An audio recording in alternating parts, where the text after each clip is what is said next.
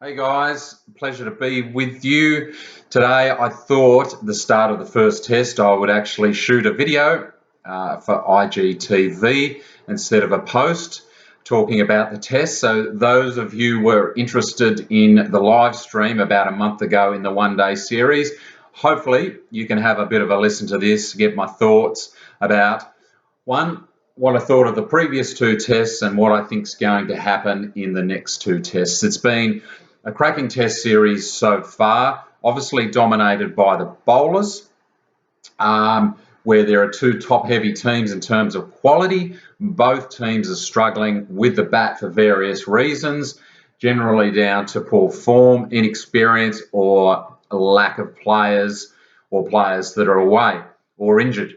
And so that has affected how the test series has gone so far. It's been a low-scoring affair, but a tight contest nonetheless. I said at the start of the series, I felt India needed to win the first test with Virat Kohli to be any chance of winning the series. Now, there's been a couple of turns and twists since then.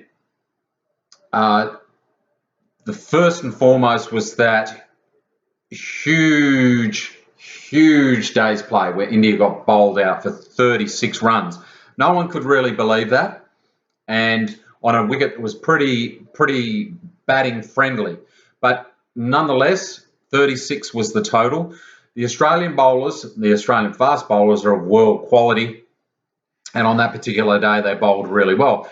The funny thing about that game, that innings, the Indian innings, was they actually didn't play that badly. It wasn't like they played and missed numerous times before getting out, or they were completely overpowered by the Australian bowlers. They just kept getting nicks. And so what happened is that they had zero luck. Usually as a batsman, you have a few chances, or you get to the stage where you play and miss a few times, or you get dropped, or something runs your way. Well, in this particular innings for the Indian team, nothing ran their way, and it was a phenomenal effort by the bowlers. 1-0 to the Australians. Now, at that point in time, a lot of Australian pundits and maybe global pundits thought there was no way the Indians could come back, and I kind of tended to agree in the sense that I knew with the SCG test matches coming up and the Gabba test match coming up that the Indians may struggle with pitch conditions. Not that they don't have a quality batting lineup or a quality batting bowling lineup. It's just that they're more Australian conditions moving into the last two tests. So I kind of felt that they would struggle as well. But damn, they came back into this series very, very strongly with a bang and announced their presence, even to the point, or in such a way, that now people are starting to question whether or not they can actually win the series. Now, whether or not that is because of how well they've played, or whether it's because of the weakness that the batting group of Australia is showing, I'm not too sure. But now they have put themselves back into contention, which augurs well for the last two tests. And I think we're going to see continued fireworks, some probably continued low scores, some continued bowler-friendly conditions as we progress into the final test. And so the things that we've got to sort of take into consider moving forward. Now, I did mention how well the bowlers bowled, the Indian bowlers bowled at the MCG, and how much pressure they applied to the Australian batsmen.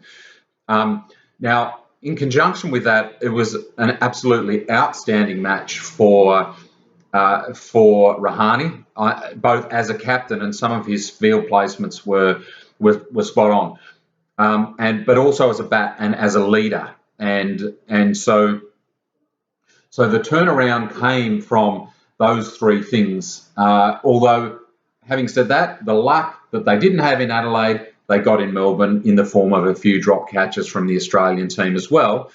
And drop catches are usually synonymous with out of form batsmen. They're not in the best space, etc., etc. So usually it goes hand in hand. When batsmen aren't scoring runs, then you can see a few more dropped catches. So there was a couple of reasons why Indian came back into that series. So Now onto the the final two tests.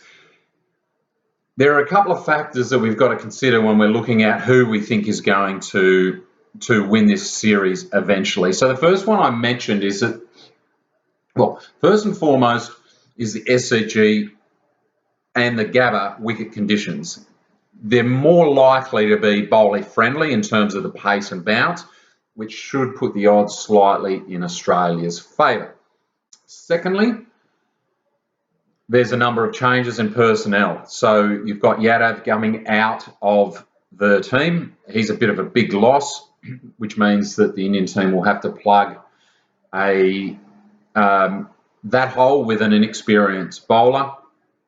And I'm not too sure, but it looks like David Warner's coming back into the Australian team, which will be a huge bonus for the Australian team in terms of batting, because one, they're having an out-of-form batsman being replaced with a bona fide match winner coming back in, who's also a pretty good leader and can get Australia off to a good start. So that's from the Australian perspective. Then India have Rohit Sharma coming back in, which probably won't play a significant role based on his past history of scoring runs in countries outside India. What I mean by that is he doesn't have quite as good a record as what he has in India, so it may not play quite as much of a part in the rest of the Test series. We'll find out. But one of the biggest things I think as well for the Australian team is we haven't seen Steve Smith perform.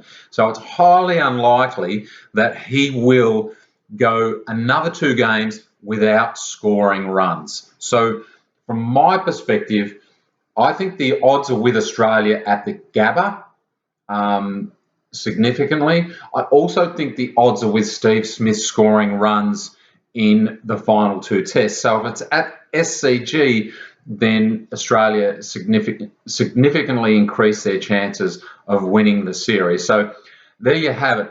I think the Australians will come home just. I think the final 2 tests will be low-scoring affairs given what we've seen, given the quality of the bowling attacks and the quality of the batting attacks and what type of form they're in. But whatever is going to happen, you can guarantee there's going to be a few more twists and turns.